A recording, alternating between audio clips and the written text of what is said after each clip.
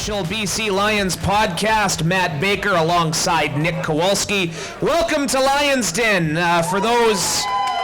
Yeah, I like it. It's filling up in here. It's only been open for 29 minutes, Nick, and it's packed. We've got Ticat fans, Lion fans, of course, Bomber fans, Argos, Stampeders. This is awesome. Yeah, there must have been a line at the door or something, because people started rolling in right at 4 p.m. Yeah, so for those downloading this, listening to this, who are maybe on your way to Hamilton or in the area in southern Ontario, in the GTA, thinking of coming down, pay us a visit. We'll also be doing this Saturday between 12:15 and 12:45. Hamilton Convention Center, 3rd floor, Lions Den. You'll see the backyard branding, and we got some cool turf outside. It's got all our retired numbers here. It's like last year we did this in Regina, and yeah, a little bit of deja vu. I love the size of this too. It's not too big, not too small. Got the nice VIP lounge to our right now. Skee ball, mini golf. What's that game at the back there? Blanking right now at the back. Cornhole. Yeah. Cornhole, of course. Yeah. Not as big up in Canada, but still popular. Yeah, you owe me a rematch in mini golf. I think you beat me by a stroke or two last year in Regina. But so yeah, we're pretty much here for the 2 full days. Always an honor to be here at Lions Den representing the club at Grey Cup Week, and we might as well touch on it because we haven't touched on it yet. Needed a few days to sort of decompress. BC Lions season coming up short, coming to an end in the Western Final a week ago at IG Field. The BC Lions, I don't know how else you put this, Nick, ran into a bit of a buzzsaw, particularly on defense. Brady Oliveira did his thing on the ground for Winnipeg from the first drive on, but hey, have to tip our hat to the Blue Bombers on a performance well done, but always tough when the season comes to an end.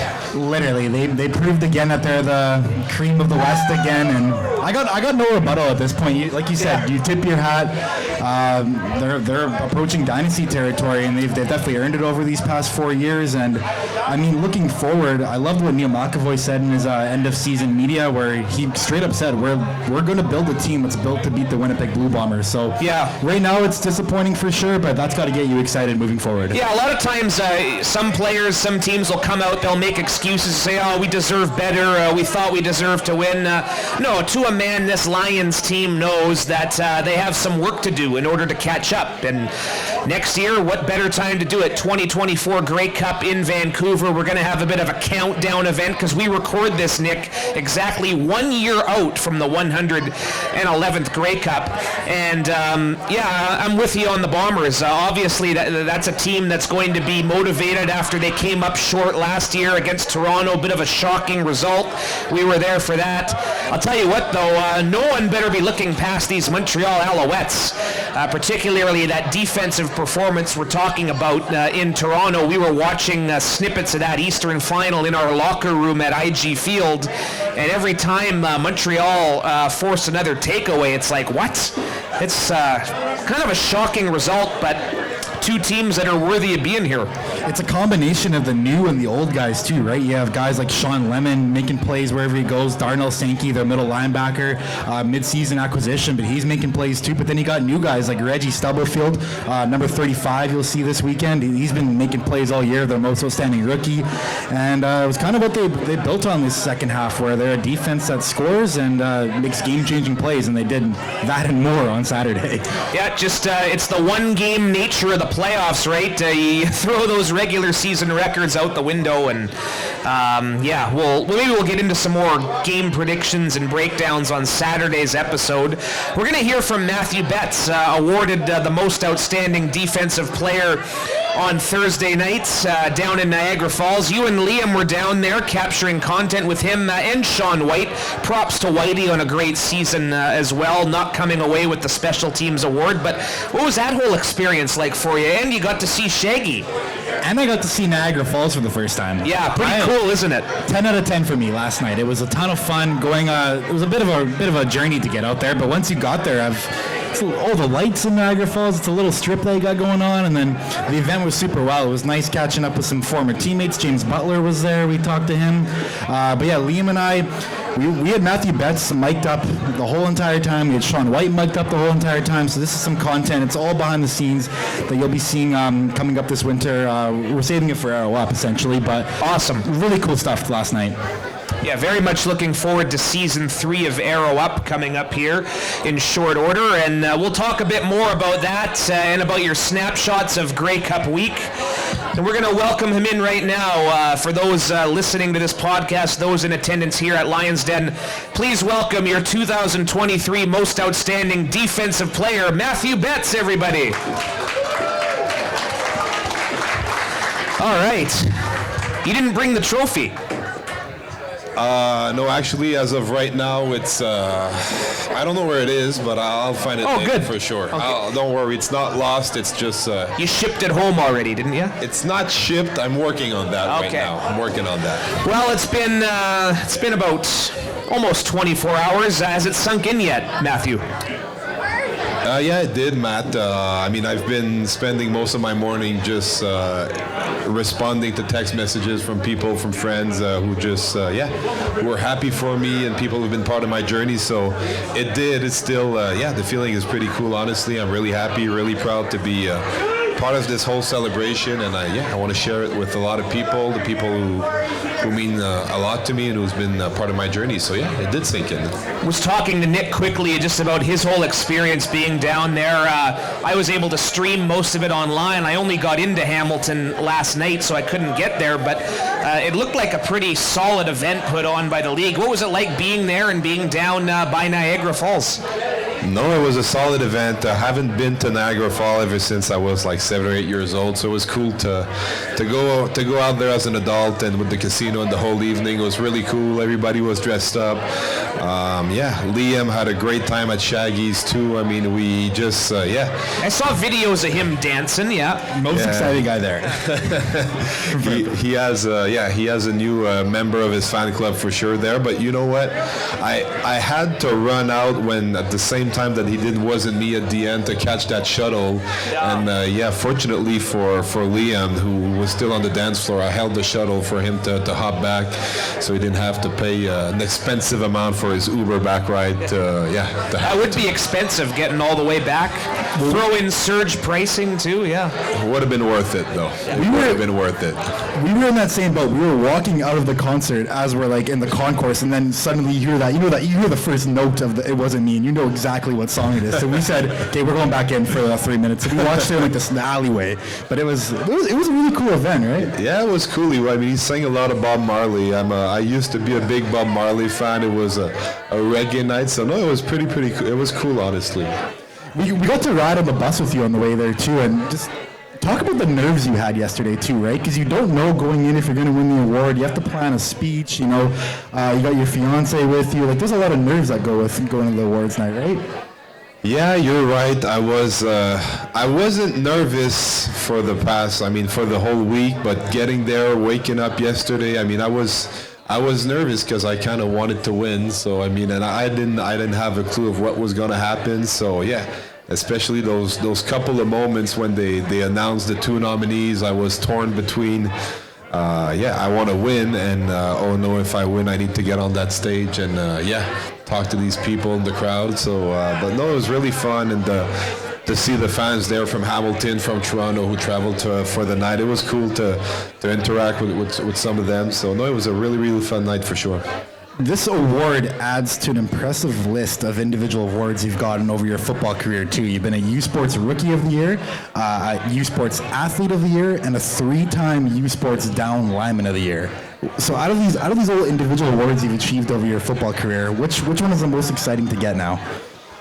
I would say that this one particularly is would either be number 1 or 1B. I mean, the first time in college that I won Lineman of the Year was my second season. I was pretty excited about that one. That was a big surprise for me too back then.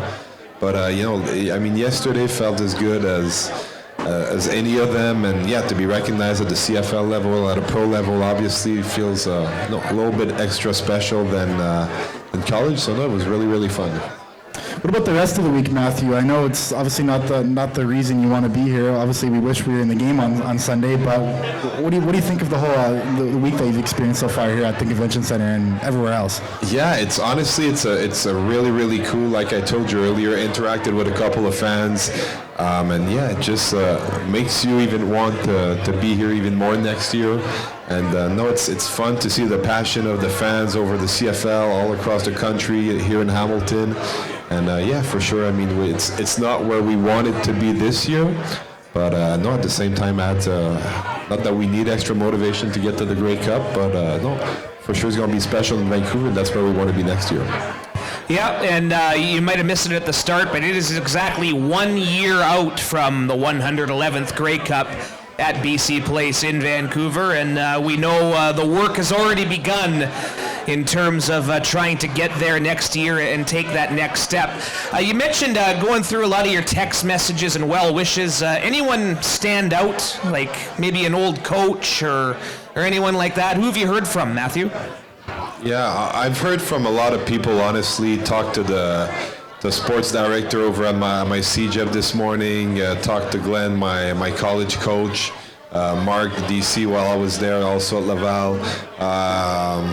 I know that they probably don't listen to First and Now, so I can say it, but no, one of my linebacker coach from when I was in high school reached out, and yeah, we now have this whole dinner plan on December 8th with my whole high school coach and the D-line coach and the O-line coach from back in the day. So we made plans for going back home and having lunch together in a couple of weeks. So that's going to be pretty cool to catch up with these guys, and they meant a lot in my development and invested a lot of time into a bunch of 16-year-old liking to play football, and yeah, so that's going to be pretty cool. Let's, talking about your path, talked about Laval, 3rd overall pick, I think it was, in 2019 with Edmonton, had a lost season there with COVID. Just talk about how much you've had to persevere just as a pro. I mean, you know, the Elks, you go to free agency, you don't get re-signed, and you've found a home here. I mean, how much do you get motivated thinking about what you've had to overcome to get this award? Not much. I think everybody in this environment, everybody in football, they deal with adversity, and everybody needs to go through that day-to-day grind and just work out every single day in the off season. And then when you get the training camp and the season starts, every day is just a new journey that you need to approach. So for me, it hasn't changed in terms of motivation. I've just trying to stay as consistent as possible, take pride into working hard and doing the right stuff. And I believe that when you do that, that's when good things will come your way, and that's what I'm focused on. Moving forward, Matthew, too, I asked a couple of guys this for our kind of exit interviews that we did this week, but unfortunately, we're in the exact same spot, the BC Lions, as they were last year, right? You lose the West Final at Winnipeg, so having that same defeat 2 years in a row now, like what's going to keep you motivated moving forward now to make that next step? Usually, it's not hard for me to keep motivation. I mean, for me, it's always about being as good as possible, winning as many football games as possible. But no, I mean, for me, it comes naturally, and my teammates are usually my source of inspiration in terms of trying to achieve greatness and be as good as possible in terms of playing football. I'm fortunate to have a really solid crew of guys around me, or led by VA, and I mean, I spend most of my time with the whole squad on the D-line with Woody, Menard, Banks, Sione, Thibault, and yeah, it's fun. Honestly, I learned a lot from these guys, a lot of very, very intelligent fellas in this group. So it's fun, and for me, it's just the fact to be around these guys keeps me motivating, and the task ahead is simple. We want to get over that semifinal or that West final slump, and yeah, be in the big game next week or next year.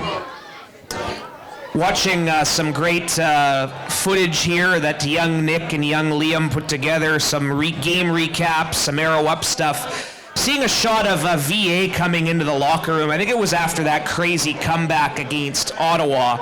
Just from a defensive perspective, your thoughts on Vernon and how he took charge and how the team has embraced him since he came here just over a year ago?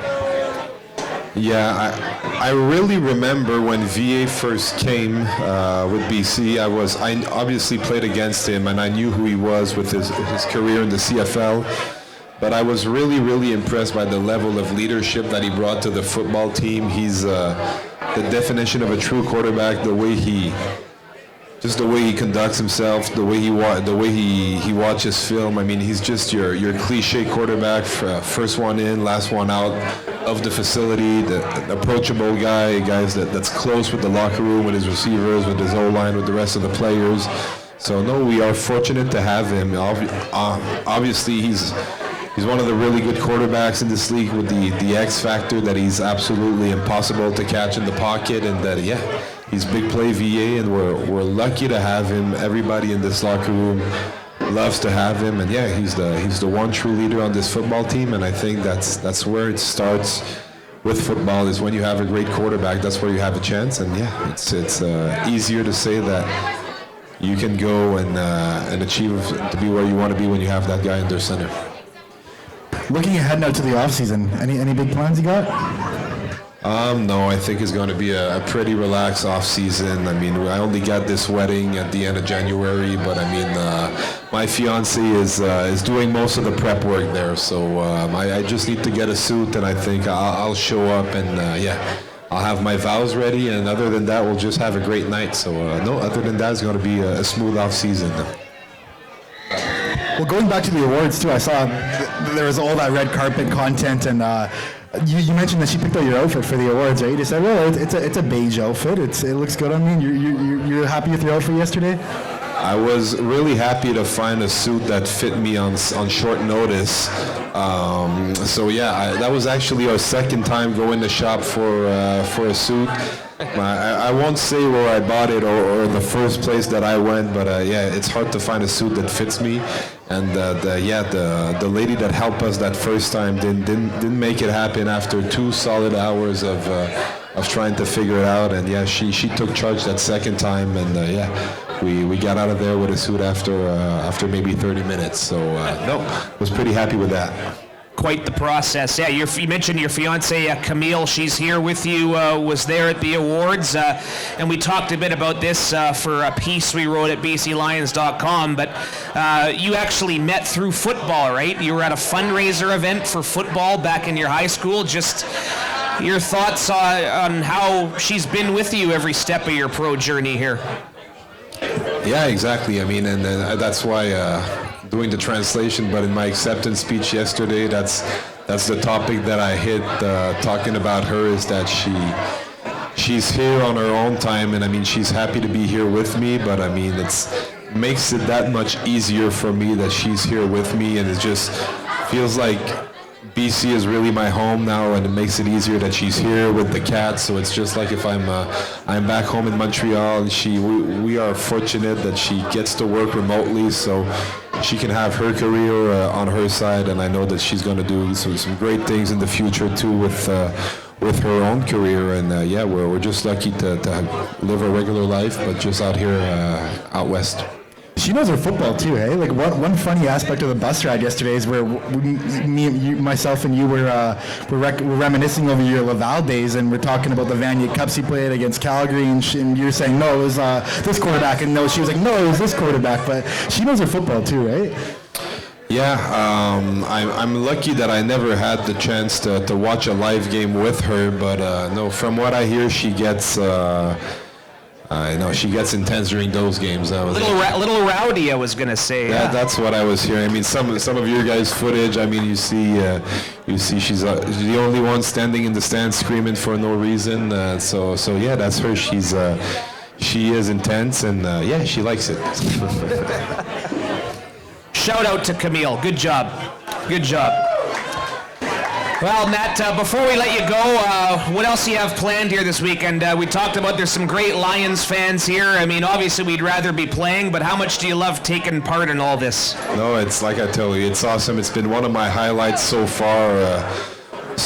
This week, to meet the fans and to see the passion everybody has for the CFL, for the Lions. So it's been a thrill for sure. And talking about bad news, there's Another football game I'll have to watch tomorrow is probably the University of Montreal hosting Western, and I'm planning to watch it with David Mackey and David Menard. And how much do you have to pay Menard? Did you lose a bet or something, or?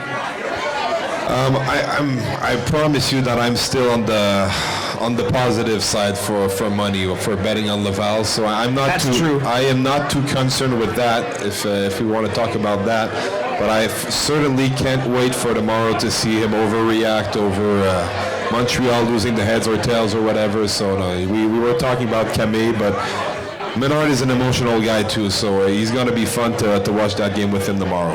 Well, Laval, you mentioned Glenn Constantine, the coach there. You've had a pretty good run here for a while. So, listen, congratulations again, sir, and we'll look forward to seeing you throughout this weekend. All right, thank you, Matt. Thank you, Nick, and good luck with everything going on here. It's pretty cool. It's fun to be here.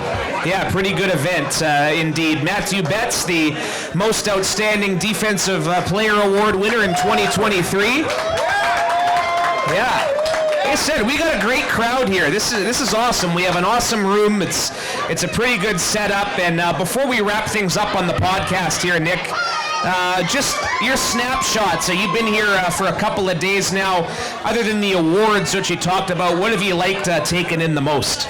I always tell my friends, it's such a party down here, and it's such a celebration of the CFL. You can wear all 10 different teams' colors, because there's Atlantic Schooners gear out here, there's Barracuda's gear out here. There's so many different teams, so you can wear whatever you want, and there's going to be people that welcome you in. You just buy a pass to the convention center, you can go to whatever team party you want, any customized food, drink, all of that. It's just such a fun time being here and catching up with all the CFL family. And then I was going to say, like last year, you got your first Super Bowl experience with Moj. I did that with him for a few years. I lived to tell about it. But Super Bowls are awesome, but unless you have money, you're not getting into all the cool stuff, right? Like that's the big difference. Hey, you said it. And I would say Niagara Falls had a bit of that little Vegas kind of vibe to it too. So you kind of got the glitz and glamour last night, and now it's time to drink some Coors Lights and talk CFL football all weekend. Coach is coming. Don't worry. There's some red-black gear there. Someone wants Rick Campbell. All right.